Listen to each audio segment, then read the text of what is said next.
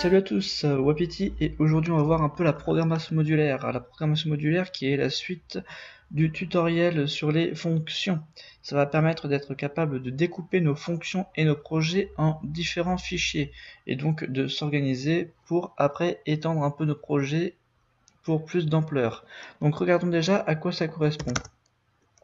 J'ai ici créé un dossier, un petit projet rien que pour vous, qui sera composé du coup d'un exécutable main ici, donc qui est déjà compilé parce que j'ai fait les tests avant, d'un fichier main.c, un makefile mais on s'en moque complètement puisqu'on compilera pas avec, de deux fichiers mesfonctions.c et mesfonctions.h.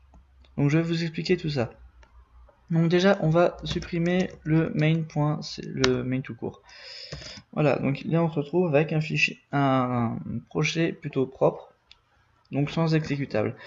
À partir de là, à quoi correspond un fichier .h? Dans le tutoriel précédent, je vous ai expliqué ce que c'était que des prototypes. Donc les prototypes, c'est la définition d'une fonction pour que votre ordinateur sache que cette fonction existe. Donc, ce fichier portera exclusivement tous les prototypes de toutes les fonctions qu'on aura dans nos projets. Le mieux, c'est de s'organiser. Donc là, par exemple, j'ai appelé mes fonctions, ce sera mes fonctions. J'aurais pu l'appeler math, qui correspondra à tous les prototypes des fonctions math. Géo, toutes les fonctions qui vont représenter différents pays, peu importe. Mais essayez de s'organiser un maximum.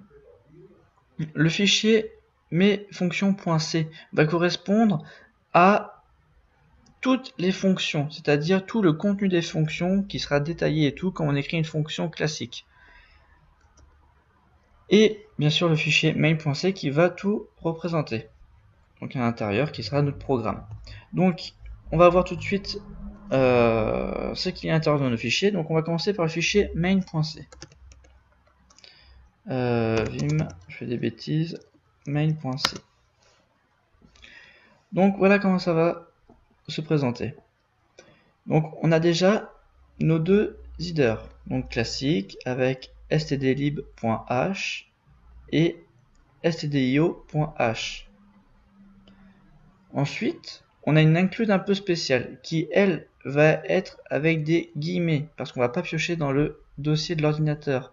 On va piocher dans le dossier de notre projet. Et donc le point H qui signifie header pour dire en tête. C'est logique. Ensuite, on a la déclaration de notre fonction main, grand classique. On a un int a égale à 2. On va faire printf, donc on va afficher la valeur de a. En transformant un petit peu par rapport au tuto sur les fonctions, on va directement exécuter et attribuer la valeur à a. Donc, double de a, on va exécuter notre fonction double qui est, dont le prototype est dans le fichier mesfonctions.h et tout le descriptif, donc le corps de cette fonction là, sera dans le fichier mesfonctions.c. Et donc du coup, vous voyez qu'on peut attribuer directement des valeurs dans les arguments, ça pose aucun problème. Et après, on vérifie simplement avec un printf la valeur de a. Maintenant, voyons voir un peu ce qu'il se passe dans les autres fichiers. Donc on va faire déjà le fichier mesfonctions.h, vu que c'est celui qu'on a mis dans le main.c. Alors là, vraiment classique, on a simplement le prototype d'une fonction int double int a. C'est sa définition. À partir de là, on va revenir sur l'autre fichier qui correspond à mesfonctions.c. Et donc là, on peut voir qu'on a déjà introduit stdio.h qui va correspondre du coup au flux de sortie et d'entrée, parce qu'on en a besoin ici. Voilà. Et on va retourner a x 2, donc c'est-à-dire le double. À partir de là, notre fonction a été remplie. On a fait le corps dans le fichier mesfonctions.c. On a fait son prototype dans mesfonctions.h. Et maintenant, il nous reste plus qu'à mettre tout ça en place dans le fichier main.c. Comment on va faire? On va retourner dans le fichier main.c.